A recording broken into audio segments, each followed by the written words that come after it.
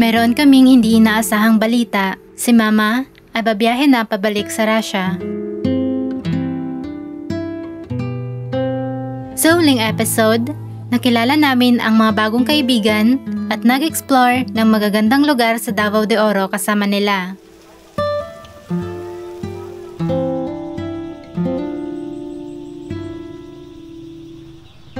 Sinabi ni Mama na kailangan niyang bumalik sa Russia upang ayusin ang ilang mga papeles.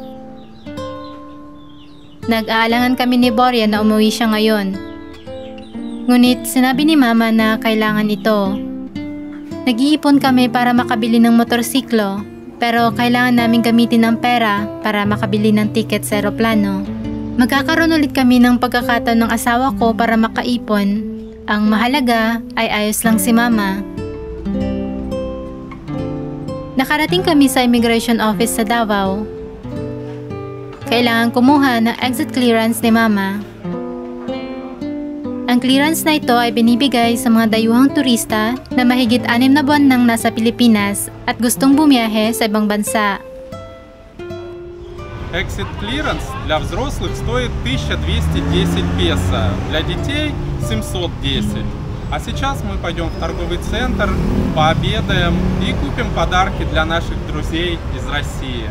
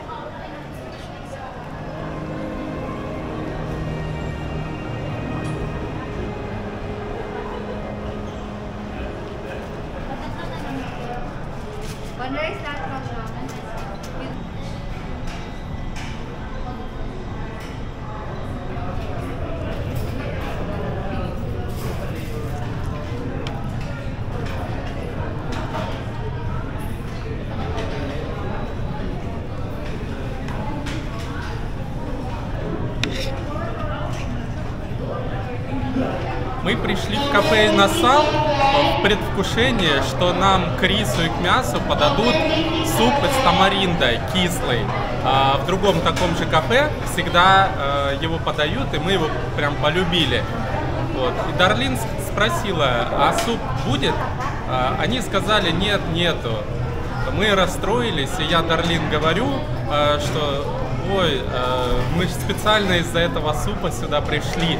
И, видимо, филиппинцы услышали и принесли нам сейчас, приготовили вот этот суп. Мы заметили, что никому больше не выдают с мясом, с рисом. Вот, и нам принесли по вот такой тарелочке этого супа горячего. Вот такие заботливые филиппинцы. Thank you very much for the soup. For soup. Salamat po.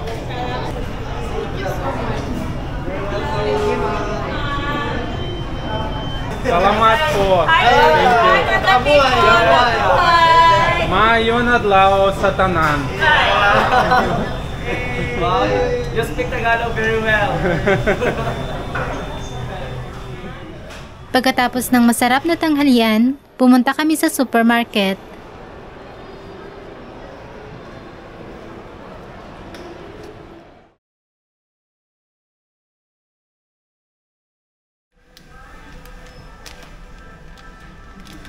This is mango, dried mango from Cebu, and this is dried guyabano, our favorite.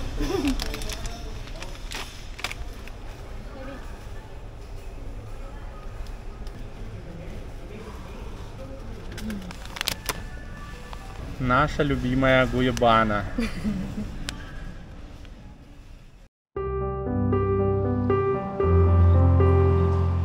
Ilang araw bago umalis si Mama, dinala namin siya sa dalampasigan. Ang Magnaga Waters Beach Resort ay matatagpuan sa munisipalidad ng Pantukan, mga 25 kilometro mula sa Mako. 50 piso lang kada taong entrance fee, kaya abot kaya. Kung uupa ka ng mga cottage o mga mesa na ito, maaari mong gamitin ang water slide.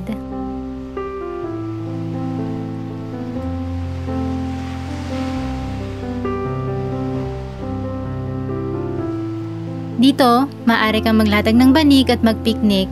At ito ang gagawin namin ngayon.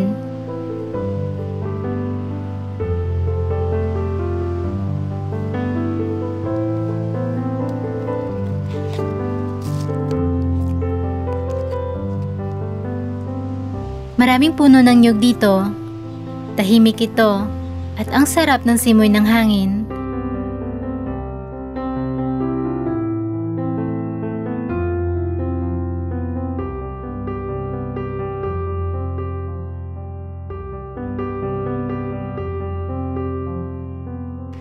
Lumapit sa amin ang isang lokal na nagtitinda at nagsimulang mag-alok ng kanyang mga paninda. Matagal nang pinapangarap ni Mama ang maalas na perlas. Ngayon ay natupad ang kanyang pangarap. Binigyan namin siya ni Boria ng kwintas, 2 bracelet at hikaw.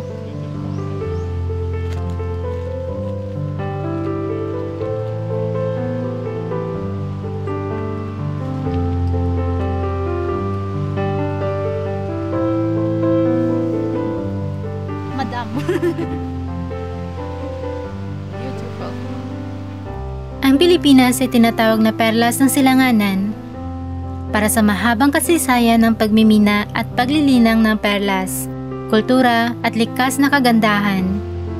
Natutuwa kami na si Mama ay may piraso ng kagandahan ng Pilipinas.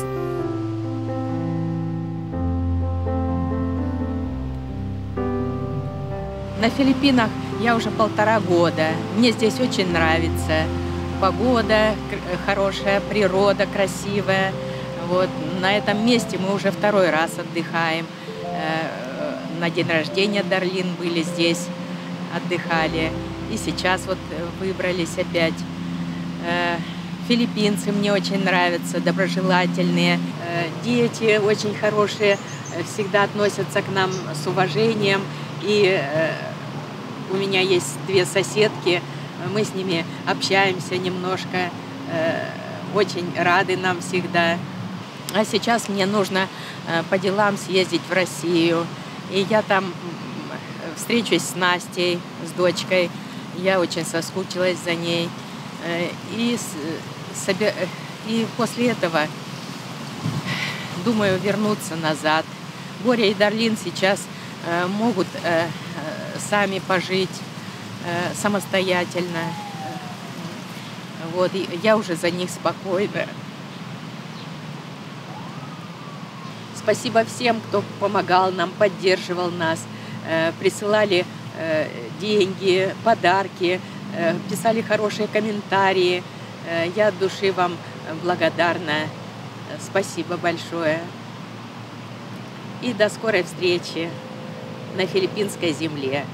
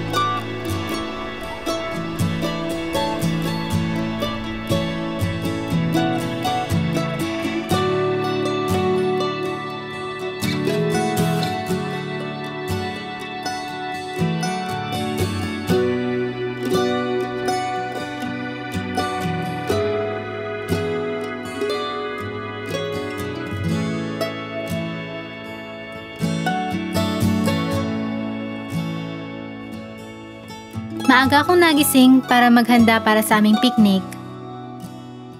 Nagluto ako ng adobo, buttered shrimp at kanin. Meron din kaming salad at mga prutas. Isang simple ngunit masarap na tanghalian. Ito ay isang magandang araw. Ang panahon, ang tanawin, ang pagkain. Napakasarap ibahagi ang magagandang sandali kasama ng pamilya.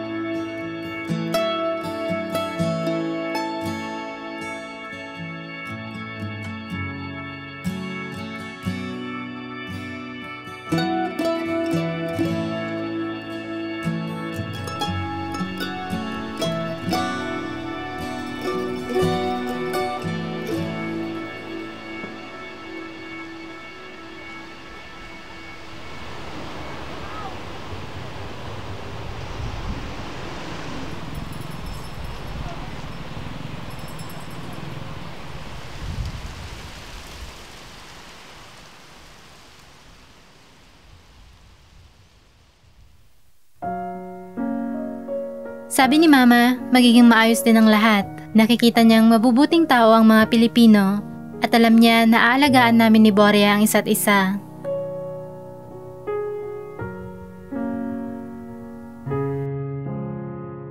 Kaya dumating ang araw na ihahatid namin si Mama sa airport. Sinimulan niya ang kanyang paglalakbay.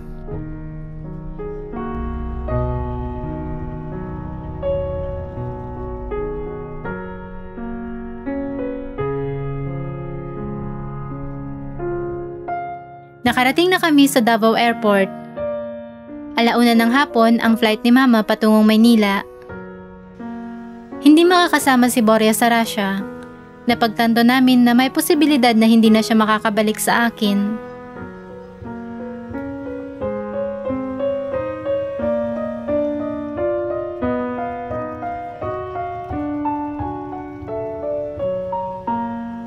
Sinabi namin kay Mama kung ano ang mga kailangan niyang malaman tungkol sa paglipad at sa mga koneksyon. Nag-aalala kami, ngunit tinayak niya sa amin na magiging maayos siya. At ito ay magiging isang pakikipagsapalaran para sa kanya. Gagawa kami ni Boria ng mga plano para sa aming pamilya. Mag-iipon ng pera para makabili ng lupa. Alam naming gustong-gusto ni Mama dito. At gusto naming magkaroon siya ng maaliwalas na tahanan pagbalik niya. And you cry, and she cried. Don't worry, she will okay. Yes. Don't worry, she will come back. Yes, yes. Конечно, грустный день такой. Отправляем, волнуемся, чтобы она хорошо долетела. Надеемся, что все будет хорошо, она будет в порядке. Sa susunod na episode, Это какой-то маленький самолетик. So small. Ой, с пропеллерами, с винтами.